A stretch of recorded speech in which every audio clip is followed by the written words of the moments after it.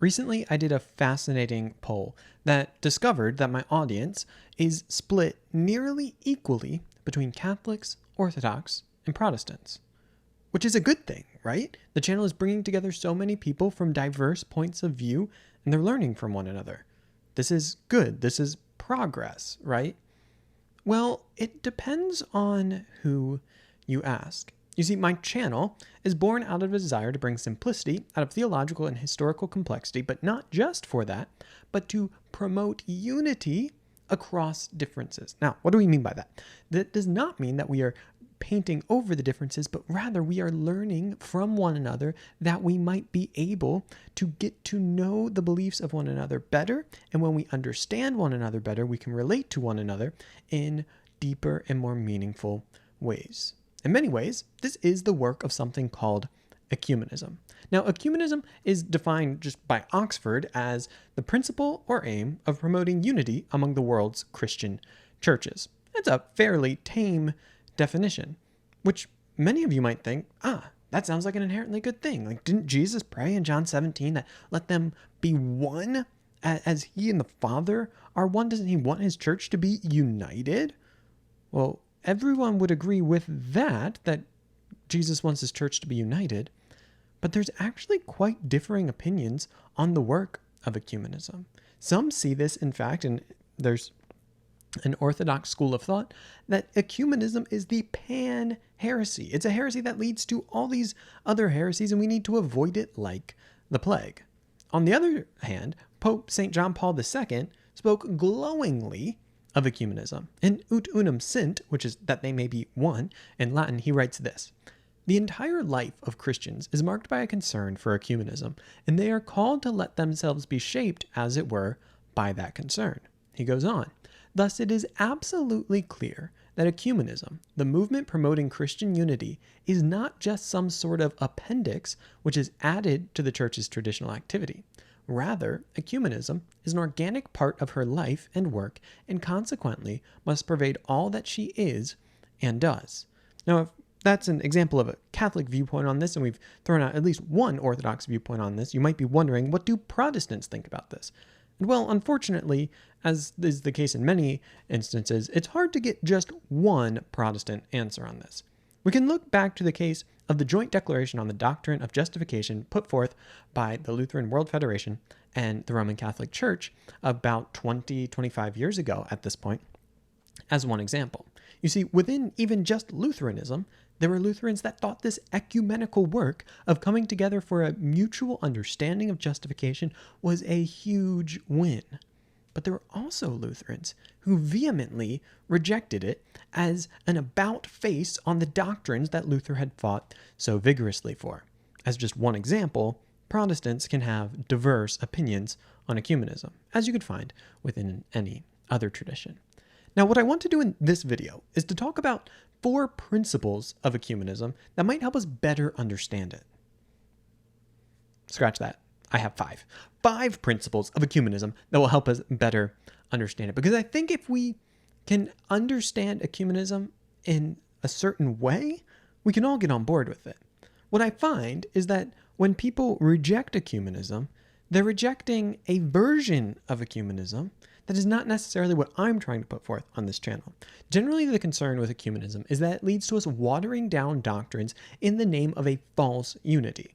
And they would say that there can be no unity without truth, which is completely fair, right? And people have a concern that when we begin to be too concerned with unity, we just begin to scrape off all the doctrines that get in the way of unity, and we have unity. We just kind of paper over it all, which makes us lose the distinctiveness of our traditions. I'm going to argue that in proper ecumenism, that is not what we do. And in fact, my first principle for ecumenism is that doctrinal distinctives are highlighted, not put away.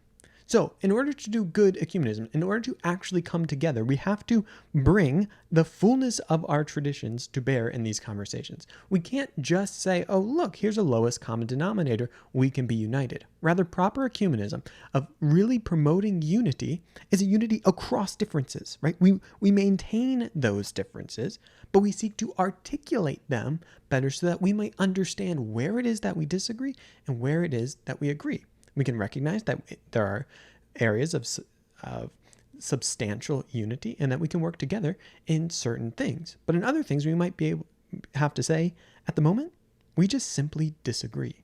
And that's okay. Principle number 2 is that ecumenism articulates doctrine, but it does not develop doctrine.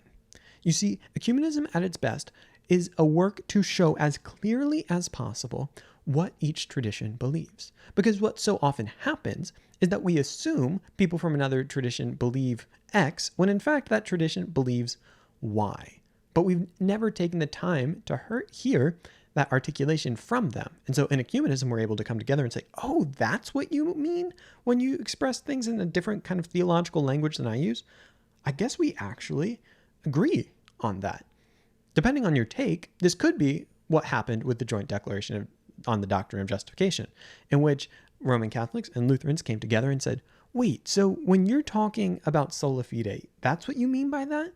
You're not saying that like works are something that shouldn't be considered at all. And on the other hand, saying, wait, when you're talking about the importance of works, you're not saying that we have to earn our salvation. Oh, maybe we misunderstood each other. Maybe we actually do agree, and we're just saying very similar things in different language. If you look at the JDDJ, Joint Declaration on the Doctrine of Justification, you'll find that very language, that when we say this, what we mean is this. And when we say this, what we mean is this. And all of a sudden, if we get to the layer of meaning, we mean similar things. The important thing, though, is that in ecumenism, we're not saying, let's just change the doctrine, right? Because we want to be united, so let's just change it. We'll just make it whatever it has to be in order for us to agree. And if you say it's got to be this, and okay, like we'll change the doctrine. But that's not real unity. That's forced uniformity, right? And here's an important distinction, that unity doesn't require us to start saying things just to appease the other. Principle number 3 is about the effectiveness of ecumenism. And that is that ecumenism must be bi-directional. What I mean by this is it has to go top down and bottom up. Following the Second Vatican Council, there was a big movement of kind of hierarchical ecumenism in which the Vatican hosted a series of dialogues with Lutherans, Anglicans, like various church traditions, not just Protestant, but also Orthodox, and you had Oriental Orthodox. And what these were very formal, hierarchical meetings between the high representatives of the Roman Catholic Church and various other ecclesial communities coming together to say, can we make official statements from the leaders of our church that say we agree on X, Y, or Z? That's one direction, which is top down. It is from the leaders of the community, and then the idea is that somehow filters down into the body of the church, and then Lutherans and Catholics could get along better, Lutherans and Anglicans, etc., etc. But that has kind of hit a bit of a ceiling in recent years. Pope John Paul II really ran with that. Pope Benedict was a little less gung-ho about it, but was involved in it. And we just don't see as much of this today. We've kind of run out of rope in a bit of a way and hit somewhat of a stall. There is still ongoing talks, but we've kind of done the big things and realized there's some thorny issues left.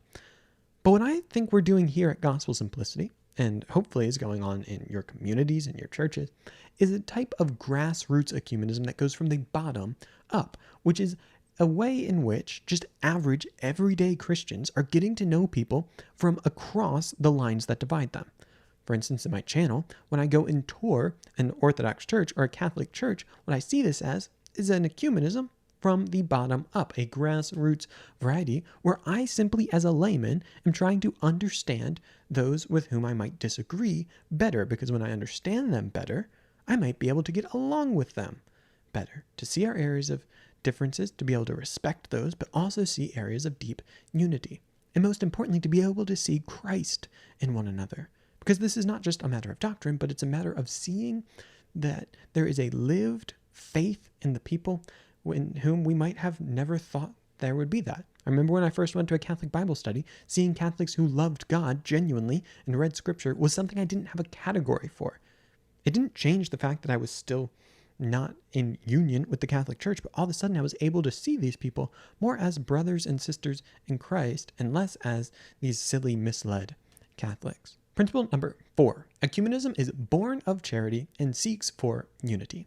Ecumenism starts with a deep desire to love one another. This is a basic Christian principle that we are called to love our neighbors as ourselves. And it just so happens that in our modern pluralistic world, right, in our modern diverse world, some of our neighbors don't believe the same as us. And these might be Christian neighbors. It's no longer that like Catholics are going to live here, Orthodox are going to live here, Protestants are going to live here, but they're all just going to be intermixed. And if we're going to be neighbors to one another, we must love one another. And it is that very love for our neighbor that should drive the ecumenical spirit of promoting unity. Now, this is not to say that in order to love people, we have to agree with them. That is one of the great lies of our modern age, that love requires agreement. It, in fact, does not. And that is not a line that we want to go down. But what we want to say is, I want to love you, which means I want to understand you. I want to be able to see the world through your eyes. But it doesn't just start with love. It aims for the goal of love, which is union, right? That is the case in our relationship with God, that our love for God leads to union with God. That is what happens in a marriage, right? Love leads to union. And the same in our ecumenical dialogues, that the goal here is not just to sing kumbaya and get along, but we really do want to see deep unity between the churches, as far off as that may be. Just because it is something that seems like it's not going to happen in our lifetime doesn't mean it's something that we shouldn't still persistently try to move towards, because we can say that it would be objectively better if the church was united rather than divided. And so we prayerfully and persistently pursue that goal. But an appendix on that, which is why there's kind of 5 instead of 4, and is that ecumenism can be meaningful without full unification, right? One of the great lies that we often believe in our spiritual life is unless we can reach the ultimate heights of something, it's not worth it at all and we might as well quit, right? We see kind of the monastic love for prayer and we say, unless I could pray like that, I shouldn't even try to pray. But that is a lie, right? That there is meaningfulness in just small movements. The same is true in ecumenism. Just the fact that we're probably not going to see unification anytime soon, or perhaps even this side of heaven, doesn't mean that ecumenism is something that we shouldn't care about. We should strive to continue to love our neighbors better and to seek after deeper unity. And even when that's not happening, I believe that what we're doing on this channel, of people understanding one another better, of opening up lines of conversation, of beginning to appreciate the fact that Christ is present in people across divisions and be able to learn from these traditions and deepen our own spiritual lives and our understanding of who God is and what he's doing in the world is a deeply meaningful thing. And so just because we might not hit the summit of ecumenism anytime soon, or perhaps ever, doesn't mean that ecumenism is no longer a worthwhile goal. And so there you have it. When I look at the fact that this channel is bringing together people in equal parts from Catholic, Protestant, and Orthodox traditions, I see that as a beautiful thing. As I see people understanding one another better, I see that as a great win. And so I would throw my hat in the ring with Pope John Paul II, who would say that ecumenism really is the work of the church, because it is born of love and seeks the ultimate end of love, which is union. But I would also sympathize with those that could perhaps see ecumenism as the pan-heresy, if it is the case that we think of ecumenism as something that begins to water down doctrine. But properly understood, I don't think that's what ecumenism is. And so I think, hopefully, we can all say together that we should be seeking the unity of the church and praying for our brothers and sisters across the world. Well, there you have it. Those are my 2 cents or 5 principles of ecumenism. If you enjoyed this video, be sure to hit subscribe to become part of the Gospel Simplicity community. If you want to, you can hit the bell down there so YouTube tells you when the next video comes out. You can give it a thumbs up to make me say thanks. Or you can go on your merry way. Until next time, be on the lookout for more videos. And as always, go out and love God and love all others, because truly, above all else, that will change the world.